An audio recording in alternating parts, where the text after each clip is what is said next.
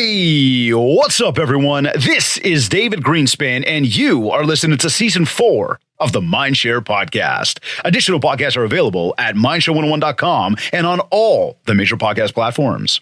This week's episode is sponsored by Kit's Keep in Touch Systems and the Buzz Conference.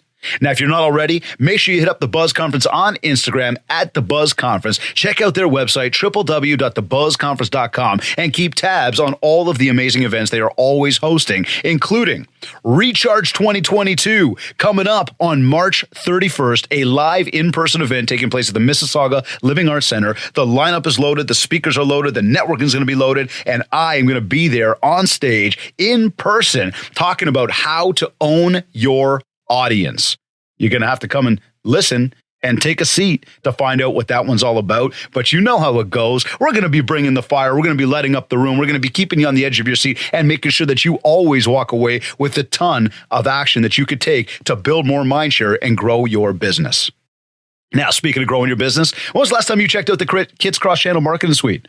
This is your full-on marketing tool set, starting with Loop CRM to help keep you organized, the most personalized and effective direct mail newsletters delivering response rates of over 35%, email newsletters, websites, social media content, our super easy 3-click landing pages, complete with automated action plans, and so much more to help you manage your business, generate more leads and more referrals, and build that mind share to drive even more sales. This is what you call consistency. You can learn more on my site, mindshare101.com, by clicking on Marketing. Now, as you know, we are on a push to get to 100 reviews, and so I'd like to ask you, if you haven't yet, please take 2 minutes to rate the show. Leave a review. We are making it super easy for you. You just have to go to this link. It's ratethispodcast.com/mindshare101. And as always, if you are a regular listener of the show and you have already left a review, I thank you. I am grateful. And if you have not, but you've heard me say this a number of times, please take 2 seconds. ratethispodcast.com/mindshare101. As always, thank you in advance. Today's episode is number 173. He's a real estate consultant and top producer and realtor with over 20 years of experience in the real estate industry. His marketing has been featured as a cover story in Crane's Chicago Business and highlighted in Forbes and Fox News Chicago Business Hour. He is also the author of the books Luxury Listing Specialist, Outside the Box, and Marketing Luxury. Throughout his career, he has learned the importance of high-caliber marketing versus traditional marketing, which has become pivotal to his success. Over the past 20 years, he and his team have developed a method that takes a more comprehensive and proactive approach when positioning and marketing a home. He is the founder of the Marketing Luxury Group, which has been recognized as the best property consulting and marketing in 2018 by the International Property Awards. He has also created the nationally recognized luxury designation for real estate agents, which is known as Luxury Listing Specialist, Lux. This designation establishes an in-depth and detailed set of standards for agents that represent luxury homes. This week on the show, I am joined by top producer and realtor and founder of the Marketing Luxury Group, Michael LaFido. Michael, welcome to the Mindshare Podcast. Hey, thanks so much for having me. Appreciate it. Absolutely, man. Thank you for making the time. It's definitely good to see you again, my man. How are things? What's happening in your world right now? You're in Chicago right now, right? Yeah, Chicago suburbs. Talk to me, man. What's going on? How's the market out there? It's great to see you, and we're staying busy. It's a shortage of inventory, market's hot, and I'm staying busy doing our trainings as well. So it's definitely not a slow time. Yeah, that's good, man. So inventory is short. People are still moving. Things are happening. Yeah, inventory's pretty low right now, and it's been like that, like a lot of major cities in the United States since the pandemic. We got a lot of people that have moved out of the city and looking to the burbs, and it's no different in Chicago than perhaps some other major cities. Yeah. You know what? It's interesting because I know up here north of the border right now, we've seen a 1/4 point interest rate hike, which is obviously nothing earth shattering just yet, but it is poised to go up probably by about a point to a 1.5 over the next kind of 12 months. So we are seeing a little bit of a rise in rates. We've seen that inventory is still incredibly low. However, we are getting back to this whole idea of putting conditions in and actually potentially negotiating deals as opposed opposed to being fearful of those conditions going, you're going to lose the deal if you do that. So that's definitely been a big change. I think the market's taking a breath at the moment, really. I don't know that this is a long-term outlook to, negativity of the market, but like anybody else, we can make predictions, but only time will tell.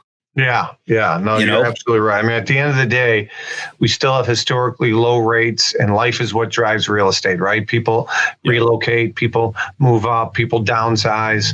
Unfortunately, people get divorced, people die.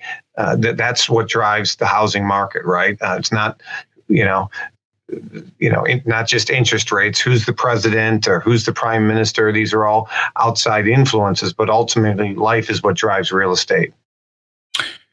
Oh, you threw me off when you said outside influences from both of those guys. It's sad about the influences they're making right now, but I digress. We'll keep this to business today. Tell me this, man. Over 20 years in the business, I want to go way back in time when Michael first started in real estate. Okay. And I want to know, what did you do to get your first deal? And did it come from somebody you know or somebody you didn't know? Yeah. So again, my story is perhaps similar to a lot of people watching this is, I wasn't full-time real estate starting out. I had a full-time other job. I was a teacher. I was a high school health and physical education teacher. And I was a part-time real estate agent. Got my license thinking if I sell 1 or 2 homes a year, that'd be the equivalency of coaching a couple sports, perhaps. And I was young, single at the time. And my first listing was a little condo. And it was a little 1-bedroom condo, which I ended up selling for $80,000. But it was somebody that basically threw me a bone. I played basketball with him. It was an investment property that he bought for his daughter. And he knew it was my first listing. He knew I was, fresh, new to real estate, but he liked me. And it was kind of like, I use the analogy when you go to a restaurant and the waiter or waitress comes up and they have somebody that's kind of mirroring them, right? They're learning the business. They're learning the menu. They're learning the ins and outs of being a waiter or waitress. And I had that, right? So I had somebody that went on that appointment with me. I'm sure I was shaking as I was filling out that paperwork, but Robin Vanderveer was my mentor, and she helped me, and I didn't. I don't know if I was up against anybody, if he threw me a bone, but it definitely was helpful to have that mentor at the time. Interesting. So you had somebody that was actually helping guide you. And, it's funny you bring that up, or it's interesting you bring, maybe it's just normal that you bring that up. I don't know. I guess you could say every one of the above. But, where I go with that is that, we talk a lot about the importance of building up your contact list, right? And in any business, but especially when you're in sales, and then I'm going to go real specific to our niche, which is real estate, obviously, we've got to have a contact list, right? We've got to have people that are in a database that we're staying in touch with on a regular basis, because right there is where that book of business comes from. And I've always been a real proponent of saying to everybody, look, as you're in the business today, be sure you build the database, because one, you never know when you decide to get out of the business, and that database can be an exit strategy. But when it's time to get out and you haven't built it the entire time, to just think to yourself that you're just going to pick up now and say, okay, it's time to get out of the business. Now I'm going to go ahead and, start to build up my contact list so I can sell that.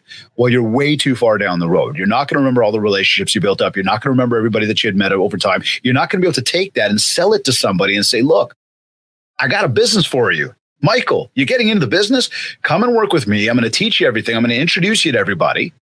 And you're going to have a business at some point. And this is a pension plan for the person getting out. No, you're absolutely right. I mean, you have an asset that is more attractive, more valuable than if it's losing momentum, right? I mean, a body in motion stays in motion, and you got to be organized. And I teach real estate agents, tell real estate agents, don't think like a real estate agent, think like a marketer, right? So in the United States, where I'm based, there's 1.55 million realtors. Everybody knows a real estate agent. So what are you doing to stand out, to be memorable, to differentiate yourself from the competition? That's the big question. So let's talk about that then. When we talk about, and I love that, think like a marketer. Maybe not even like a salesperson at all, because it's a relationship business, right? Yeah. But let's look at that then. When we think about, what you were doing in the past to grow your business, and what we were doing, say, 20 years ago to grow the business to what we're doing today to grow the business, right? Specific to marketing, what are some of the big changes we've seen since you first got in to kind of, where we're at today? And in that same breath, Mike, are there big changes that have happened? Like, we know there's a lot of tech and a lot of bright, shiny objects, but I'm going like the actual way that you get business and the things that we did back then to what we do today. Are there major changes to that? Is there a lot of the same kind of stuff? And I mean that in a good way. Yeah, I mean, so I think yes and yes to your question. I think yes, there's a lot of the same fundamental aspects. To use a football analogy, blocking and tackling. There's a lot of the same fundamentals in real estate, right? Is building relationships, right? This is a people-based business. People want to do business with someone they like and they trust, and so that was the same in 2000 when I got licensed as it is today in 2022. But some things that are a little bit different is, because of social media that wasn't around back then and video wasn't around, you can position yourself and break into, in my case, I teach agents how to sell more high-end and luxury homes. And David, you could break into and sell more high-end homes. You can position yourself as a leading authority because of big tech and social media and video today, more so than previously. Now, with that being said, sometimes it's smoke and mirrors. Some people look the part, but they don't have any substance. They don't have the experience. They don't have the knowledge. They don't have the database. But I look at in the United States, gas prices are so high, and right, everybody wants, the current administration wants to blame it on Russia. Others want to say no, there's things from our current administration and the Biden administration as to why gas prices were going up before Ukraine and Russia invasion. But the White House literally brought in Instagram influencers, people that have hundreds of thousands of people, to kind of push the narrative that, hey, Russia's to blame because of high taxes. Don't blame the current administration. And the lesson that's learned there is you got some 18-year-old that's got no political background, has no knowledge of gas prices and what goes into, how prices are today. But she's reading a script, pushing a narrative, and the White House is leveraging that because they understand that, especially a younger generation, they're more easily influenced. And so today's younger buyers, younger sellers in their 20s or 30s, they are more easily influenced because of social media or or things that you see in videos. So I think that is new compared to, when I was licensed, some 20 years ago. Yeah, you know what? Definitely, obviously the video and the social influence was not around 20 years ago. Mm-hmm. No, it wasn't. Not like literally 20. To that, though, we see that as a piece of what we do, right? It's part of what we do from a marketing perspective to be getting out there, building mind share, as we like to call it. So what would you look at today then if we said, like, what are some of the most effective things that you believe that realtors should be doing then to grow their business on a regular basis? And again, we're thinking like a marketer right now. Yeah, so there's no one simple answer. It's a multiple things of things they need to do. I like to use the term SWOT analysis. Mm-hmm. So you got to tell your story. So whatever your story, it starts with your story, right? Your bio, your story, not a made up story, but what brings you to where you are today. So for me, I was a former high school teacher and football coach and run 11 marathons, and nothing ever came easy for me. I played college football and had a scholarship, and that experience of just earning a scholarship when most athletes are recruited, and I had to send my tapes in and basically prospect this college why they wanted to hire me. It got me prepared for sales and marketing and to where we are today. So we all have our story. Some people are embarrassed by their story, but we all have what I call from mess to success, right? So we've all had turbulence, and we got to use a wrestling analogy, pull ourselves off the mat and get back in the ring, so to speak. So you got to help craft your story. When I say craft, I mean tell it and articulate it in a way no different than Coors Light versus Bud Light or Miller Light, using American beers. Now you're talking my language. Let's go. Coors Light, Coors Light talks a lot about their process and how the water comes from the Rocky Mountains. And it sounds great, but their process is pretty much the same as Bud Light or Miller Lite. But, if you can craft your story and tell it and articulate it in a way with some great stories or great examples or case studies or great visuals, you'll resonate with more people. But getting back to that SWOT analysis is people are going to Google you. They're going to look you up. They're going to look you up on LinkedIn and maybe Instagram and maybe TikTok, but definitely, Facebook and maybe YouTube and your website, right? And so you are your brand, whether you think you are or not, and people are judging you on your brand. So is your contact information updated? Is your branding on par? Males are guilty of this, but I see a lot more females guilty of this. Is your picture updated, or is it from the glamour shots from the mall from the 20 years ago, right? And you're looking at it, doesn't look like the same person. So, you want to make sure you're optimized, basically. You're optimized both online, offline.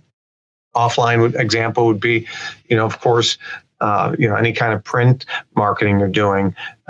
You want to be the mayor of your community. I have a lender I deal with out here, and this guy's like the mayor of Elmhurst, Illinois, man. Everybody knows this guy. He does a great job that if somebody's thinking about refinancing or getting a mortgage, this guy is in the discussion.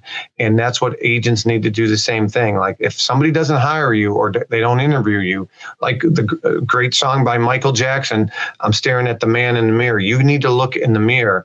Now, there are some things that you could have done and they still don't interview you, but you've increased your probability that you're at least in the discussion. And everybody knows a real estate agent. So what are you doing to differentiate yourself and to stay top of mind awareness? I love all that. We call top of mind and awareness mindshare, Michael, here on the Mindshare podcast. But no, there you go. But no, great points made, and you're absolutely right. I agree with you completely. Right? It's that thing again that says, if you're not getting it, what were you not doing? I like the analogy there of the man in the mirror. What were you not doing? What did you not do? Right? How did you not connect with people potentially? But I want to rewind to one thing you just mentioned there about the photo. And, if you see that business card or that ad or that thing that shows one person, and then you meet that person like in person and they don't look the same, what does that do to credibility on the overall of just like your marketing? What's your 2 cents on that for a quick one? Does it really matter? My initial thoughts are they lack self-esteem. They don't like the way they look today versus what they look before. That's how I look at it, but I could be wrong on this. I know I pluck gray hairs, so I like my hair 10 years ago, 5 years ago, pre-kids, and then currently, but I have current photos, right? And it's like, I feel like that's who you are, and that's, you got to be comfortable with who you are. You got to be comfortable with your story, so that's what I think. There's multiple answers there, but that's how I perceive it initially. Yeah. Now tell me about this. What about the importance of never mind just the consistent look, but consistency? What role does it play? How do we keep up with it? Giving everything else that we have to do in a day. How hard is it to be consistent? But why is it so important to be consistent?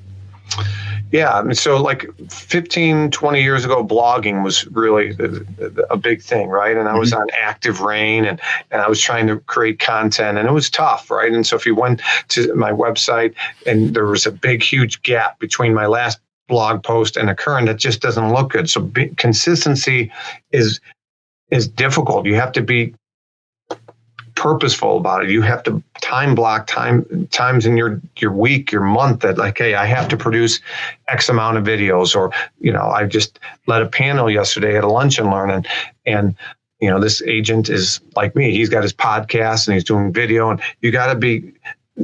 You have to block off time to do it. And so it might just be putting it in your Google Calendar, and you're blocking off this afternoon, or you're blocking off this day to produce content. And there's companies out there that can release the content, or you just have to be purposeful about it. But consistency is key, whether it be a YouTube channel. Like one of the things I teach agents is, you got Google's the number one search engine in the States.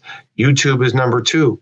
So you need to have a YouTube channel. It costs you $0, and you got to produce content. Well, what kind of content can I make? This is the next question people ask me. Well, that could be a very deep answer, but the simple answer is, who's your customer? And sometimes we overcomplicate things. Well, as a real estate agent, our customer is somebody that's buying a home or selling a home. Now, within a buyer could be an investor, could be, a first-time buyer, a move-up buyer. Within a seller could be same categories. But to keep it really simple, we get paid with people buying a home, selling a home, or maybe renting a home, right? So I don't do rentals. I have team members do, but I don't put content out there for rentals because you are what you attract, right? So if you put your message out there that you want rentals, you'll attract them. So I put messages out there for buyers and for sellers. I create a lot of content for market updates as well. So, here we are in March, and March 2022 update, sellers update, buyers update, whatever it might be. But if an agent watching this, keep it really simple. If you produce one content educational video a month for tips for buyers for month of March, tips for sellers for the month of March, now you're at 2 videos, and maybe you do March market update. You have 3 content videos a month. At the end of a year, you'll have 12. You'll have 36. At the end of 2 years, 72. You'll have 108 after 3 years. 80 to 90% of real estate agents don't have a YouTube that they update regularly. So do you want to be in the 10 to 20% and attract more people? Or do you want to be in the majority and not do anything else? So again, people are checking you out. They're Googling you. They're looking you up. They're making a decision whether you're likable and trustworthy or you're knowledgeable. And that's the benefit of videos. People feel like they already know you before they even call you or text you or contact you on the website. So great points there on that front. And, I think a big takeaway for everybody right there is, number one, consistency, the magic ingredient to achieving anything you want in life. And to our regular listeners who I thank you guys as always, that I say that a lot, right? And we hear that from a lot of different people. Michael just shared that as well. And also giving us some great examples right there, right? About, if you're going to do something, be it blogging, be it video, be it social, be consistent about it. The more consistent you are, which in order to do so, we're going to really need to rely on the time blocking, right? The scheduling in order to be, but once you do the time blocking, the scheduling, you commit to actually getting that done. And then you execute. Whether you get all of the views in the world that you want to, or you get total crickets, plan for the next one. And that's the difference. Because as Michael just said, again, most agents are just not staying consistent with it, and they're going to fail at it, right? It's not going to do what they wanted it to do. And so again, that's what most people do. And while you guys know at all times, what we're working for here with Mindshare is to help everybody not be most people. Yeah. Now, you had mentioned that you don't put content out for rentals because it's not the type of client maybe you're trying to attract. That being said, I wanted to ask you, right? What kind of properties are you focused on? Do you take any opportunity that comes your way? Do you focus on a specific niche? And are you all about luxury right now? And I know that you do a ton of luxury. I want to get into that conversation, but I'm going to preface that and set the stage on what's your niche? What's your target there? There's riches and niches, right? To use an analogy, if you're a marathon runner and you're training and you're spraining an ankle, do you go to the doc up the street that's a generalist, or do you go to a specialist, right? So generalists get paid, specialists get wealthy. So I do specialize in luxury. That's really what we focus on in our marketing, our branding. However, we work with everybody. So from time to time, we will produce content and videos, and we'll do a Facebook Live in front of a vacant home or an average priced home or an entry level home. And we remind people that we do big and small. We do, we don't just focus on luxury. We also do entry level or starter homes or average price properties. We work with them. And so we do sprinkle in case studies and successes in those average price point properties as well. And we won't turn away business. So I had a $10.5 million listing last year, and it was from a guy that owns probably an entry level home, but he works out at a health club, and one of his clients owned this $10.5 million home, and he had seen some of the stuff I was doing, and you just don't know where your referrals are going to be. So treat everybody, with kindness, and you can't be all things to all people, but on the same token, you can have team members that you can refer business to that maybe are the renters or the first time buyers. And, I refer out a lot of business, and I don't want to say cherry pick, but I do pick the deals that I want to work. It's a nice way to do business, isn't it? Yeah, it's a great way to do business, Now you got to build up to that. That doesn't just happen overnight. So let's say, we know that there's a ton of people that want to get into the luxury market. Obviously with luxury, it goes without saying, when we talk about dollars, we talk about commissions earned. It's just a higher nut. It's just a bigger nut there. So that, people want to get in for obvious reasons, again, specific to dollars earned, but what's it really take to get into the luxury market? Like, where should people start? So let's first off define luxury, because there's so many different definitions of luxury real estate.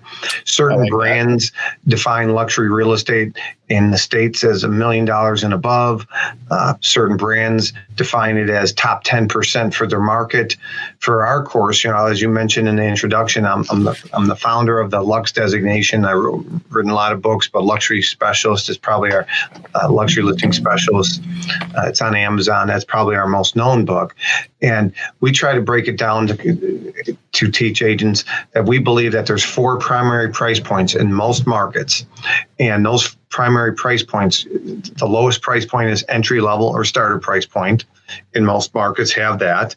Then you have average price point. Every market's got the average price point, right? You talk to your multiple listing service, talk to your title companies, you can determine what the average sale price for your market is.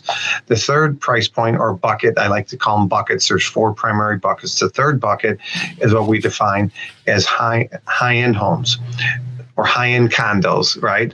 And those are homes or condos that are 3 times the average sale price for that given market.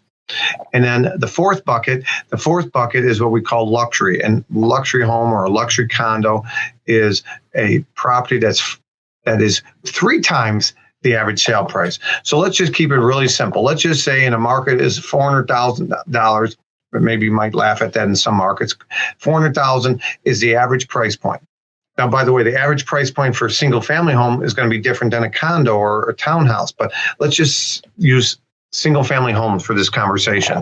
If the average price point is $400,000 for a house, a single family home, below that would be the starter or entry level. So, call it 350 to 450-ish, 3 to 500 range. There's no exact precise number, but that range would be kind of average, okay? Call it 350 to 450-ish. If we use 400 as the average price point in this example, David, 400 times 2, so in that 800, so maybe that's 7 to 900 range, which would be called high end. Okay, we're getting high end is 2 times the average sale price, and we define luxury as 3 times the average sale price. So 400 times 3, or that 1-2 range is what we would call luxury. Now, so those are the 4 primary price points. 80% of all the homes in most marketplaces fall into those price points. Okay, not pictured there, not mentioned would be rentals, but even foreclosures or short sales would be in those buckets, right? They're entry level foreclosure, high end, luxury, average. Now, if you were to say what's really the 5th bucket, if there was an existing bucket, that would be what I would call the ultra luxury, and that's what we call 10x that average sale price. So 400 times 10 is 4 million and above would be that ultra or that uber luxury. Gotcha. Okay. And so again, it's that idea of first defining what luxury would be in your market. And it's interesting because I know flipping through your website, I'm seeing some spectacular properties that you guys have listed on there. And it in some cases blows me away what the price points are, because again, when you come up to our market right now, there's a massive discrepancy. I told you. I said this to you in that text message earlier. I go, hopefully I could speak better than I can type today.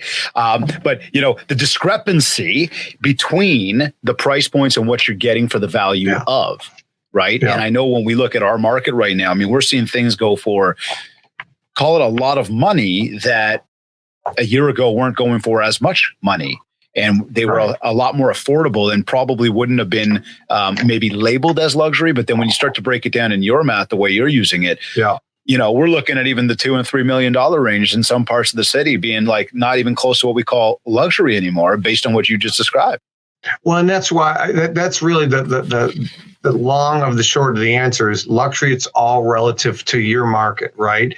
Because 3 million won't get you much in Beverly Hills, but it will get you a castle in Davenport, Iowa, or maybe some rural areas, outside of Ontario. And so it's really all relative. And that's what the answer, that's why I share with you the buckets, because I did a training in Indiana a few years ago, and I had somebody attend. And she came up to me afterwards, say, I'm so excited I attended. I wanted to hear more about breaking into selling high-end and luxury homes, but I was hesitant because we don't have $1 million properties in this part of Indiana. And that's how our brokerage defines luxury. And so the average price point in her market at the time, pre-pandemic, was $80,000. Now maybe it's 120 today or 150, but still, even 150 times 3 is 450. And she goes, we have a lot of 400s and 500s. We just don't have the 8s, 900,000s, and the $1 million plus. So it's really all relative. Okay. I really like that. Actually, that's a great one. It didn't cross my mind to how do we define that? Because you're right. Where do we start? Let's define what luxury means first, right? So let's say we did that now. And I'm an agent, I'm tuned into this, and I got a better understanding of what that breakdown is. So the first step for me would be to go and look at those price points and figure out what is that essentially that fifth bucket, maybe that fourth to fifth bucket. I've now identified that. That's starting point number one. I'm going to kind of get into maybe an assumption here. Correct me if I'm wrong, Mike. Would the next step here then be to think about my branding as what we call a luxury agent, right? Would that kind of be the next place to go, is to think to myself, like, what's my positioning? Let me ask it a different way then, maybe. I would think that would be the second. I think that's going to be number two. So I think once you understand terminology, I mean, we're on the Mindshare podcast. It's the main thing after terminology is mindset. In other words, I can sell luxury. I am luxury. Okay. So we have so many limiting beliefs or excuses built up on a daily basis. So the world tells us we can't do this, or I have to be licensed X amount of years before I sell luxury. I have to be with a certain brand before I sell luxury. I got to drive a certain car before I sell luxury. I got to live in one of those gated community homes before I can sell luxury. Or the worst one of them all is I certainly can't be a luxury agent in my market because there's already blank number of luxury agents. I don't care if you told me 12, 87, 3,332. There's a room for 3,333 because nobody has your story. Nobody can tell your story. The house that's on the cover of my book right here, this was Architectural Digest, most beautiful home for sale in Illinois. It's still on the market. And when that seller interviewed me, I was a third agent. There's an old adage in real estate. You want to be the firstborn, the second wife, and the third real estate agent. Well, I was the third real estate agent in that one. Okay. And on that interview, the clients flat out asked me, how many homes have I sold in this town called Barrington Hills, Illinois? And I told him I haven't sold. By the way, so he interviewed me. He contacted me. I was referred to him through, and he contacted me. The home was still listed with the second agent. And so I met with them. And I told him I haven't sold any, but if you want an agent that's creative and outside the box and is aggressive, is a great negotiator, that's going to incorporate video, that's well connected to the high net worth individuals in the city where that might be where your buyer's moving out from, then I'm your guy. But if you want that local person, you're going to get the same results that you've got, right? And so again, I knew that my systems would work, and I knew my story, and my story was my strengths and what I bring to the table as opposed to focusing on what I don't bring to the table.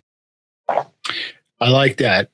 And I mean, you guys, the audience, everybody tuned in right now, you can see why I like this guy so much. Mindset, Mike, seriously, man, you brought up a great point there. The I can mentality. That's the first thing, or it's the second based on what we just said from defining the market. That really is right up there. You got to believe. If you don't believe, you just step back. And the way you talk to yourself, like Lisa Hayes once says, be careful how you talk to yourself because you are listening. Okay. So there's reasons that David defeated Goliath. I love sports, right? There's a reason we're in March Madness as we film this. College basketball is really big in the United States, March Madness. There's a reason that St. Mary's, a 15 seed, beat number 2 Kentucky, and now they're in the Sweet 16, the only 15 seed ever. Why? Because they believed it. Instead of I can beat Kentucky, I will beat Kentucky. And so there's a difference between even I can and I will. Okay.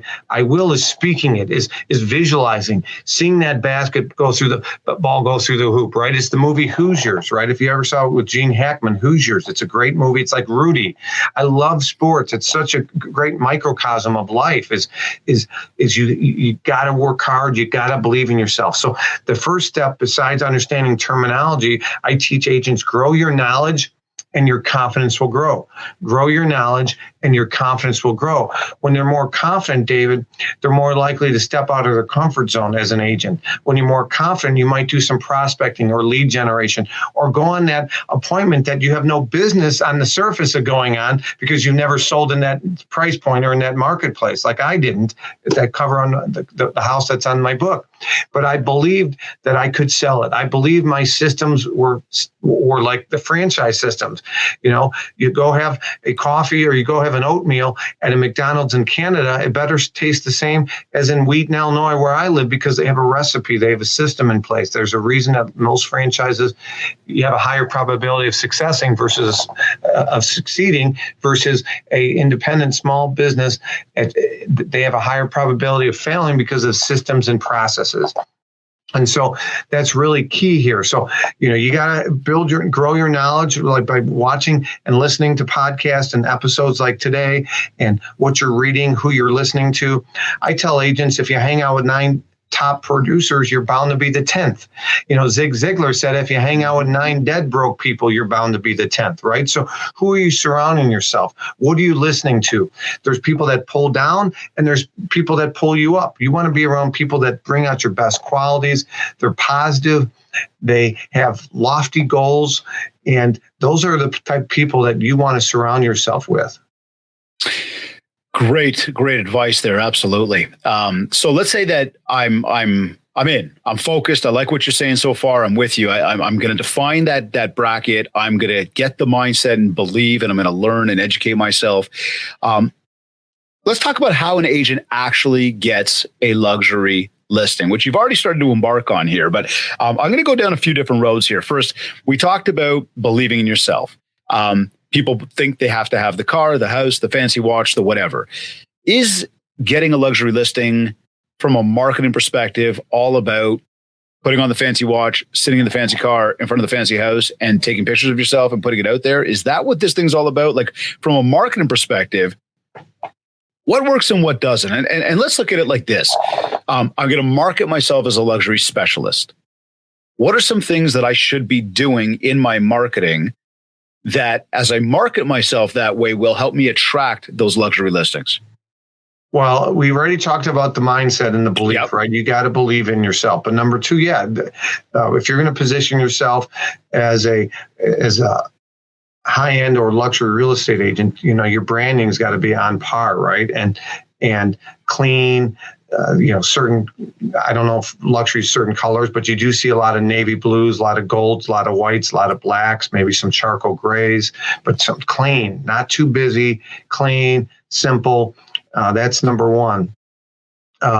Number 2 is I do believe, most people know return on investment as ROI, right? If you say, hey, what's the ROI on something? That's a return on investment. Mm-hmm. But the second type of ROI, if you will, using a math analogy, that ROI squared, the second type of ROI is return on impression. And what I mean by that is you're going to definitely get more likes and more comments and more views if you market or you do a Facebook Live or you do something at a luxury property.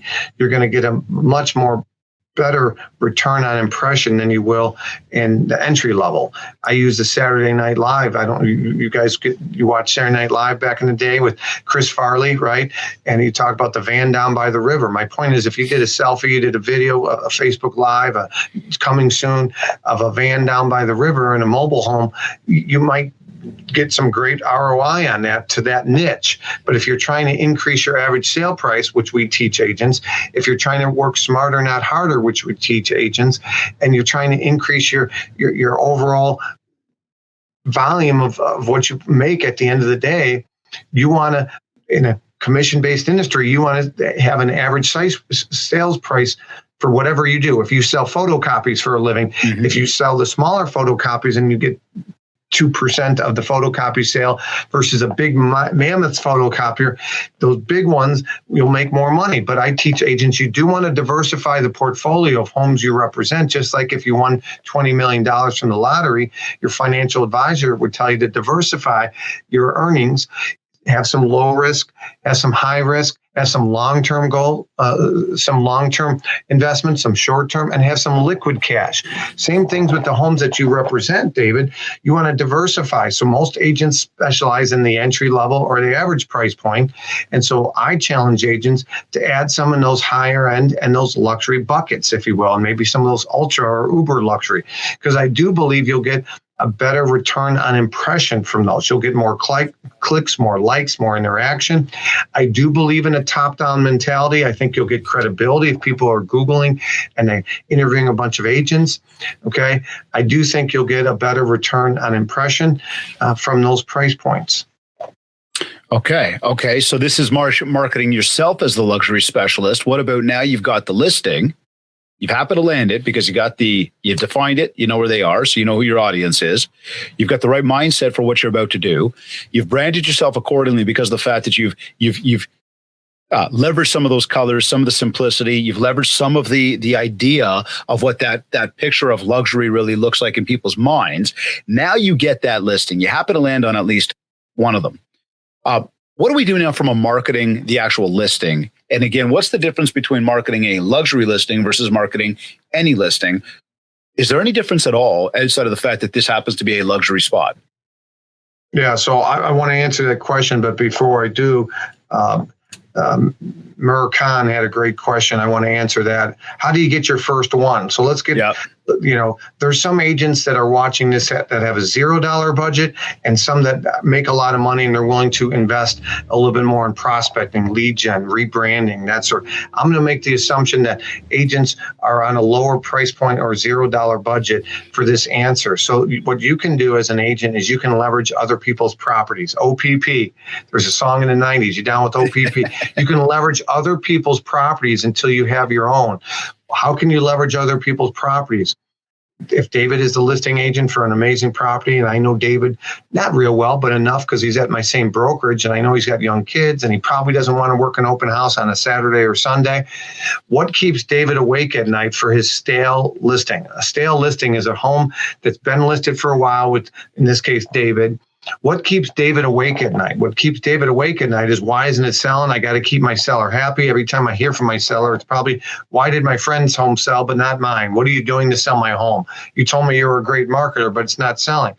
Now, again, that seller should look in the mirror because they're probably overpriced and they probably didn't take David up on the suggestions David had, but it's never the consumer's fault, right? It's always our fault as the agent. So what I need to know what keeps David awake at night. So when I called David, I called Silver Platter Service. So I'm calling David. I already know David's most listened to radio station is WIIFM. All David cares about what's in it for him as a listing agent.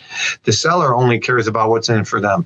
Okay, so before I call David, I already know what's in it for David. So if we were to role play and David picks up the phone, ring, ring.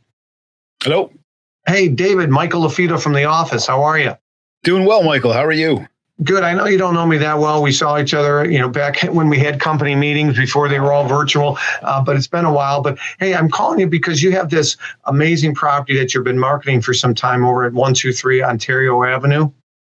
Yes, absolutely. I don't know if, the sellers are on you about, hey, why isn't our house selling, or what are you doing that's different or not? Or I don't know if they'd be open to this, but, if you're not open to hosting an open house for yourself because you have kids and you don't have the success. I am a newer agent, a younger agent. I'm aggressive. I'd love to market an open house for you. And more importantly, I'd love to put the time in to work that open house for you. And what's in it for you would be you could check off a couple boxes, maybe get the seller off of your rear end about why isn't the house selling. And I do know that these third-party websites, and off the cuff, you might mention those, you might not, but the third-party websites I'm talking about here in the States are Realtor.com, Redfin, Zillow, or maybe something similar. Those third-party websites, David, when you host an open house, a public open house on the Saturday or Sunday, you're going to get top placement. A lot of times they promote the listings in their network and their website that are hosting open houses. So you're going to be a lot of times above the fold, and you'll get more clicks and more views the week that you host an open house. So worst case scenario, David, if you say, Mike, I like the idea, let's roll with one, let's try one. Even if we don't get a ton of activity or get a buyer from it, you're going to get more clicks and more views, and you can go back to the seller and let them know that even if there isn't a whole lot of people, it's not a waste of everybody's time, because we're going to get a lot more activity. And it will help me because I might be able to bring you a buyer. That's why I want to do it. So again, it's a win-win. I'm all about win-win, Dave. So if it will check off some boxes to get the seller off your, you know what, great. If it helps you, great. Here's how it helps me. Here's how it helps the seller. It's a win-win-win. What do you say? You know what? Let's sit down and talk about it. Sounds interesting, Michael. I'm interested to hear a little bit more about what you have to say. Why don't we grab a quick coffee? Perfect. So it starts the conversation. Mm-hmm. Now, the one thing I didn't do there, which this is a little bit more advanced, but I would do the old takeaway close. So in other words, hey, David, I thought I'd give you a shot first at your listing on Ontario Avenue. I got a couple other calls I'm going to make after this, but I thought I'd start with you. And I just let you know that I got others, and I probably do have others if you say no to it. And so it's the old takeaway close. The other thing you can do is if David is doing a broker open house, and I don't know if they're doing those in Canada, but in the States they are, and that's one I have, just like you. This is a 173rd podcast. I think we're doing about our 170th podcast ourselves. It's called Luxury Listing Specialist, David. It's on iTunes, Spotify. You guys can check it out, Luxury Listing Specialist. But on my 60-something episode, I had a guy on from Miami, and that's how he broke into luxury. Is he attended other people's broker open houses pretty much weekly. He would get their permission ahead of time, and he would take some photos and maybe do a Facebook Live or do a TikTok nowadays. They didn't have TikTok when maybe they did back then, but TikTok, Instagram, Facebook Live, YouTube Live, Reels, Instagram Reels, and you could leverage that with other people's listings until you have your own. I hope that answered that, Mr. Khan. Yeah, no, great stuff there. It looks like, and Mir's in our private chat there, tuned in with our Mindshare Masters VIP room. Looks like that was a good one. We got another one here that came out from another Mindshare Masters, watching from the other side here. But she had asked here on Facebook, how do you market a luxury listing that's exclusive? Yeah, great question. So by exclusive, are you meaning private? So in the States, we have called the PLN network, the private network. In other words, the seller doesn't want it out there on the websites. Right. That's exactly it, right? It's not out there. It's not on the MLS. You can't find it. Or you couldn't go to a Realtor.com, Realtor.ca and find that. It's nowhere. So you got to have your own databases, Mariana, database of high net worth individuals, of potential buyers, as well as top agents that you can have these conversations with. Hopefully you have some kind of signed agreement. In other words, they can't backdoor you, where if you're talking to other agents, if you're talking to buyers, even if they say, oh, I know the seller, I'm going to talk to them, you're protected. Hopefully that's the case, right? That's always the elephant in the room, like the hotels.com commercial, is you're always worried about people backdooring you. So you always want to make sure you're protected. I just had literally today an agent contact me, say, hey, do I have any listings coming up in the $1.5 million price point? And I do have a neighbor of mine that would consider selling. So I went to the seller, because I've shown the home privately before to a buyer. In that case, they would pay a certain fee. But in this case, there's another agent involved. So I went to the seller and said, hey, listen, I have somebody that's working with a buyer that's interested. because there would be 2 agents involved, my fee would be X. Would you allow a showing? Because the previous showing I had, there was no other agent. And so because it was off market and I really wanted this buyer, I was only charging them a certain a reduced fee in that case because there was 1 agent. In this case, there's 2. So I want to make sure I'm compensated. So cover yourself, make sure you're compensated, but building a huge database, building relationships, not just locally, but to your migration cities, your feeder markets. Chicago, we got a lot more people leaving Chicago because of high taxes, masks, and everything else, and Vax cards. And so I know where people are moving to. And so I have relationships in Tennessee, in Texas, in Florida, in the Carolinas, in Arizona, in those areas that people are moving to, because if I had an upcoming listing, okay, that would be something that I would want to know who my buyers are moving in and who my particular buyers are. If I had a buyer that was, I had a seller that was buying somewhere else, I would be reaching out to my migration, to people where they're moving to, and connect them and get a referral fee. I like that. And that comes right back to the idea around having your database, right? And I mean, I think that's a big takeaway. And I mean, it's amazing how so much of this always comes right back to that. And I think everybody's kind of smiling right now and going, Dave, you keep saying that. I'm like, yeah, but like, I mean, so does everybody else. And that's a big deal. Now, Mike, tell me the difference between high caliber marketing and traditional marketing. Because that's something that I read off in your bio. And I like that. I'm like, no, I want to know more. What does he mean by that? Yeah, I mean, so high caliber marketing, and I'm a show and tell person. By the way, we are in a show and tell industry, right? We are visual. If you think about social media, people, if they're on Facebook, if I were to pull up my Facebook feed, or LinkedIn, people are scrolling, right? They're scrolling, they're scrolling. And most of the time people are on mute by nature. And so if you're on mute, you got to get people's attention so much that they click on it to unmute you, right? So high caliber marketing, for example, is, when most agents show up on a listing appointment with their iPad or their Kindle or their laptop, one of the things that we do is, and for a lot of our live events, our live designation events, we include this. It's a video book. It's got a 10-inch monitor. Oh, yeah. Open up the monitor. Very cool. There's a nice image there. You can upload a personal message from myself there. Hey, Josh, Michael. I could. So, like, literally, you have all these. So this is a way to totally differentiate yourself. And so that's high caliber. So traditional marketing is basically what everybody else does. Okay. So I'm a big believer. If everybody goes left, you go right. If everybody shows up a certain way or brings certain things to the appointment, I try to differentiate myself. There's a book out there from Jack Trout, Differentiate or Die. I've heard the terms differentiate or charge less. If you want to position yourself as a leading authority, as a rock star agent, as a luxury specialist, you have to offer not only better service, better quality service, but you got to differentiate your deliverables as well. Getting into luxury, is this whole thing about chasing online leads and being the big social media guru, or is this more about the rubbing shoulders and schmoozing with the right people? And we continue to come back to this idea of contact list. Is this an online lead chase, social media ad kind of thing? Or is this you got to know the network, build up the network and rub shoulders with the right people? I would say if you were to pick one or the other, it's definitely you got to know the right people. It's a more trust-based marketing, right? It's a circle of trust from Meet the Parents with Robert De Niro. This is like the circle of trust. It's difficult to penetrate the circle of trust, right?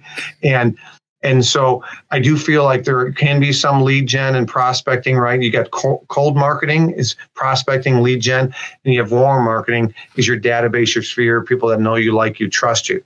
Luxury is definitely more warm marketing. Could you break into luxury? I mean, when I broke into luxury originally, it was canceled and expireds and for sale by owners. And again, you talk about high caliber marketing with canceled and expireds versus everybody else. So, when a Keller Williams Bold class was released and that home came off the market as a canceled or expired, they got 50 phone calls from Keller Williams agents. And there's nothing wrong with that. This is not a knock at KW and Bold. It's a great class. but they might have got 10 mailers in the physical mailbox. Out of those 10 mailers, 80% of them, 8 out of 10 were the traditional, "Hi, my name is David Greenspan. Give me a call. We'd love to market your home." 80%, maybe 20% were different, were unique, stood out. Okay. Most sent 1, maybe 2 mailers. I mean, I would literally send silver platters and I would send bank bags in the mail and differentiate. And I didn't care what people thought. My job was to grab their attention. That's the first rule of thumb of marketing. Okay. And engage them. And I would send 5 to 7 mailers over weeks at time. And I know what a client was worth to me, and I would be willing to cheerfully willing to spend that to get a new client, right? And so that's how I would attract high-end and luxury properties. What a good point right there when it comes to marketing, right? You knew the worth, and forgive me, I'm not even going to say it back the way you just said it, but you knew the worth of what that was worth to you.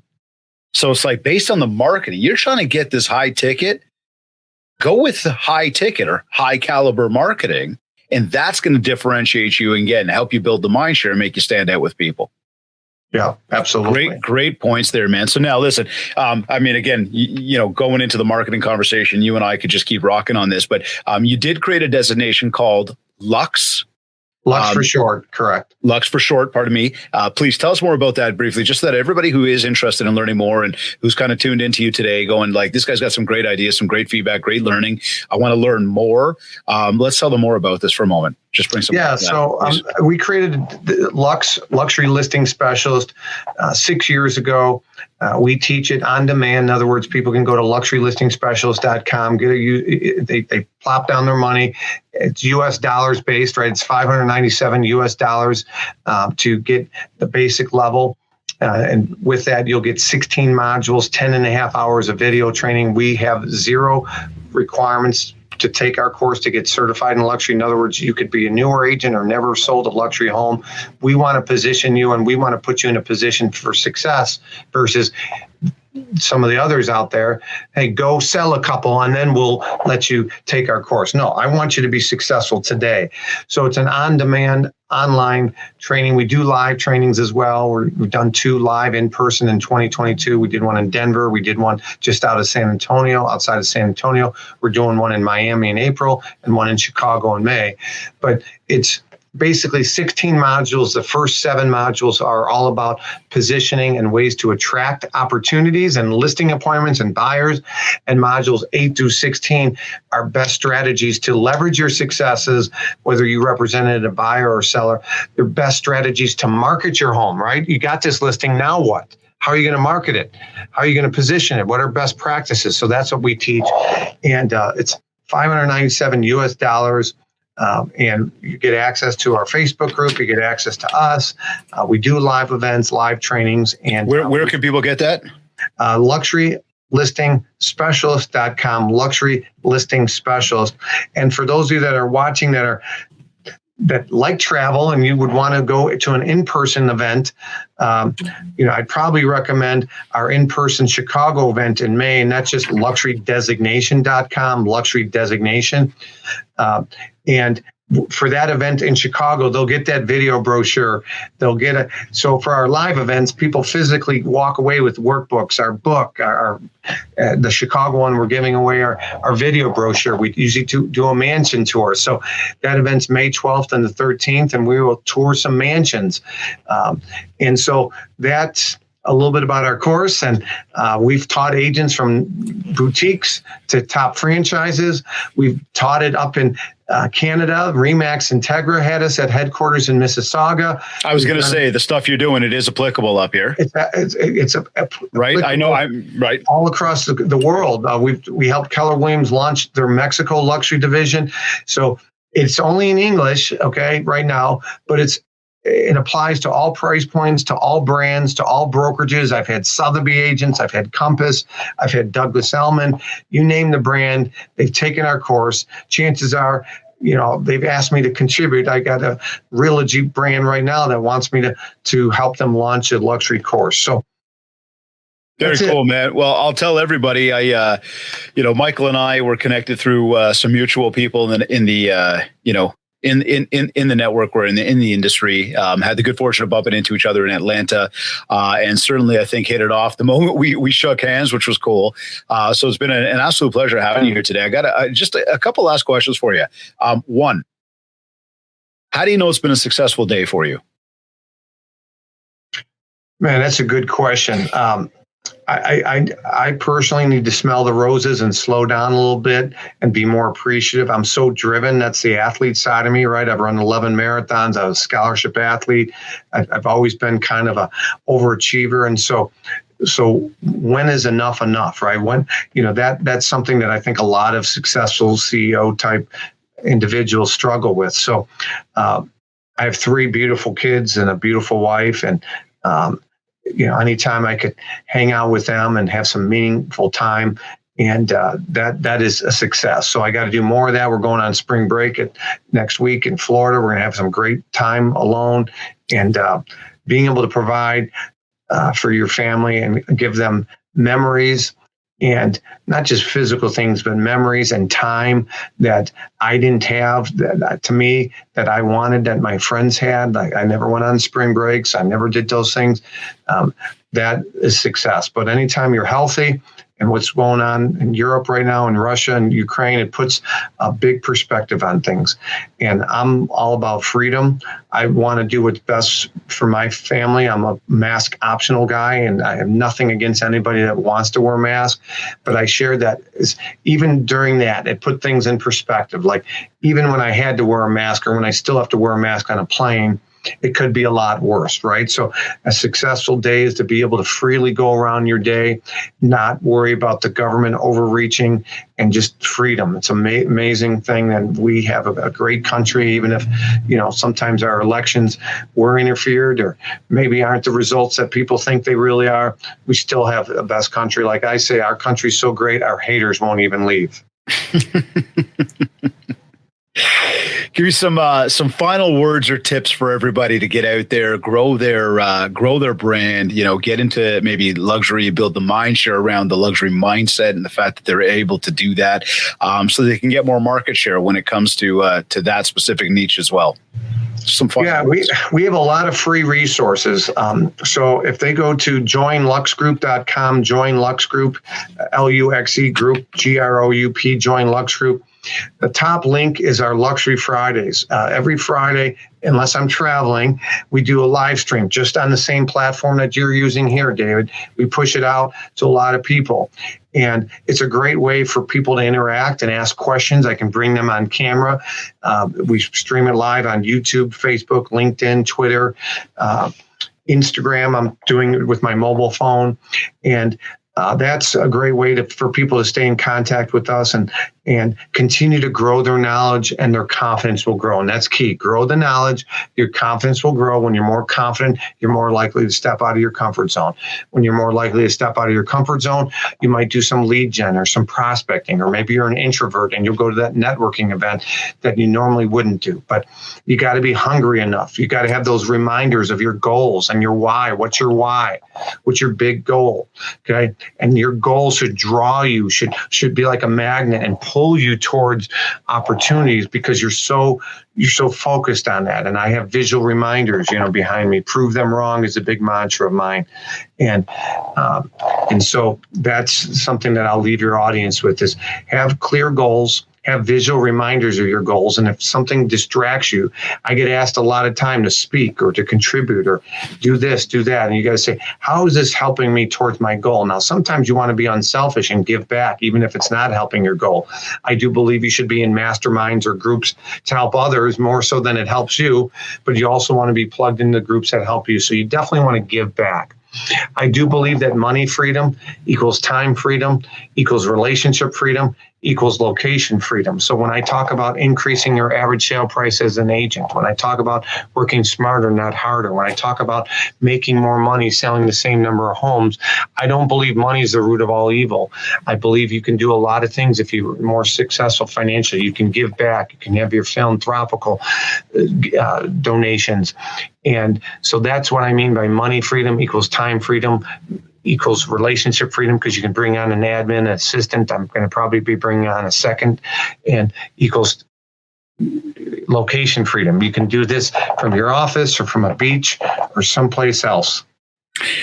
Well, hopefully you'll continue to do this in Florida with the family, and next week I believe it is. And I thank you very, very much for all the time you spent with us today, all of the insight. I want to encourage everybody to visit luxurylistingspecialist.com as well as joinluxgroup.com to find Michael. Definitely connect with him online on Instagram. Go to his website, go to his Facebook. Connect with this guy. Like I said, from the moment that we met, we definitely hit it off. Like-minded personalities. Love the marketing talk, man. You spent some amazing time sharing some valuable insights today. So I want to say a very big thank you to you, Mike. Hey, thank you. Appreciate what you're doing for the industry. You're either listening to this on iTunes, iHeartRadio, Google Podcasts, Stitcher, or Spotify. Or maybe you went to my website, mindshare101.com. And while you're on my site, make sure to download your free copy of the Ultimate Marketing Bundle for Realtors. This is a 31-page ebook packed with a ton of tips and tricks for you. Plus, it's a ready-to-go 90-day social media content calendar, all in place to help you build more mindshare so that you can get more market share. And if you want to talk about personalized one-to-one coaching to help you get to your next level, just get in touch with my team. We'll set up a free strategy call. We'll talk more about what you're looking to achieve and how we are going to help you do exactly that. Also, don't forget that our Push 100 is on. All you have to do, super easy, go to ratethispodcast.com/mindshare101. Give us a big 5 stars. Let us put in a review. Tell us how much you love the show. And of course, again, thank you in advance. And if you haven't yet, connect with me on Facebook at Mindshare101 and on Instagram at David Greenspan 101. I want to once again thank Virginia Munden and the Buzz Conference for sponsoring today's episode. Be sure to visit their website, www.thebuzzconference.com. Follow them on Instagram at The Buzz Conference and get those tickets for Recharge 2022 coming up quickly. And of course, I also want to thank Kits Keep in Touch Systems for sponsoring today's episode. If you haven't checked us out yet, just go to my site, myshow101.com, and click on marketing. This has been another episode of the Mindshare Podcast. Thank you for tuning in.